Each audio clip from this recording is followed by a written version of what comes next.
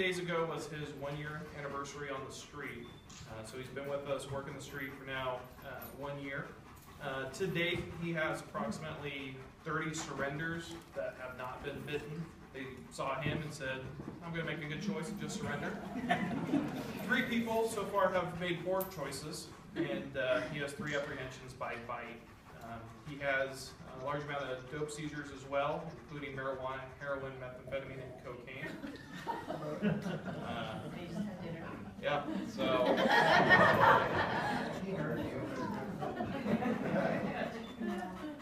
So he's both a cross-trained dog, which means he does both patrol work as far as handler protection, criminal apprehension, tracking, as well as narcotics certified. He's certified by the California State Peace Officer Standards and Training, which has a certain level of criteria that you have to meet certification throughout the state. We train at least 16 hours a month,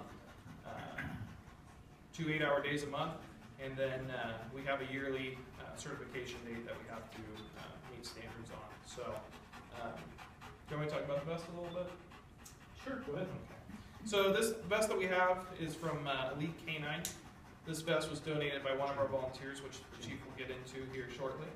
Actually, Jim Shinar right here is our volunteer that donated money for the vest. This vest is both ballistic as well as stab proof, meaning it can take a knife just as well as it can take a bullet. This will give me a little bit more confidence deploying him in the field in a scenario that may be a little bit more high risk. You know, there's a saying that we have, which is pause before boots, meaning we have to realize he's a tool and we may have to send him in before we send human officers in. So this is going to give me a little bit more confidence in knowing that he'll be able to do his job safely.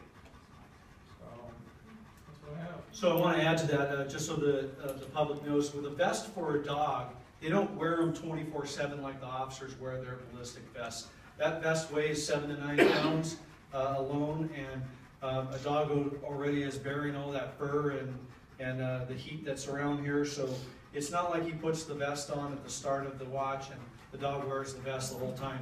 That vest is for tactical deployments or specific deployments. We got a guy that takes off, a felon that takes off into the woods or something, or barricades himself in a house. He'll have time to put the vest on the dog to protect the dog.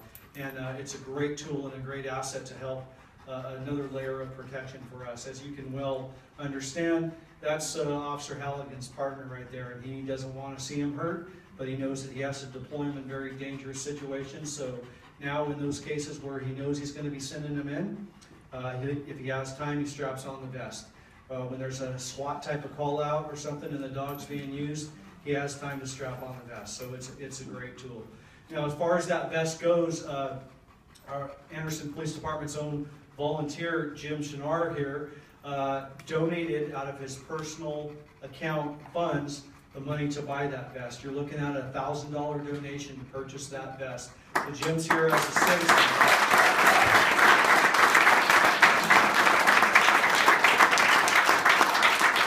Jim is here as a citizen tonight, not as part of the volunteer patrol, to support the police K-9 program.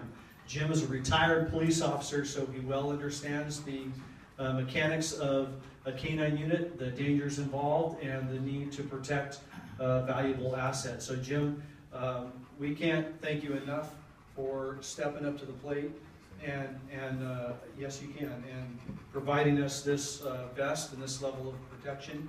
We've got a certificate of appreciation for you and your very own K-9 patch, which you cannot put on your volunteer unit.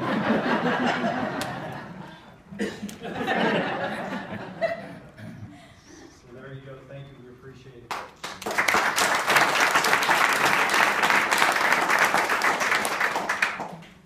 First, I want to say thank you. My career as a law enforcement officer in South Texas, I've been around quite a few K-9 dogs. From Border Patrol, Highway Patrol, County, and plus our own. They have no fear whatsoever. They're a great tool, and they have saved lots of lives. I just want to say, I feel better he's got it now.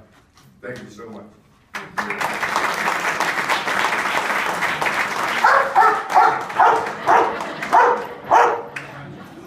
We have a bad guy here to give you a little presentation on what's going to happen with the vest.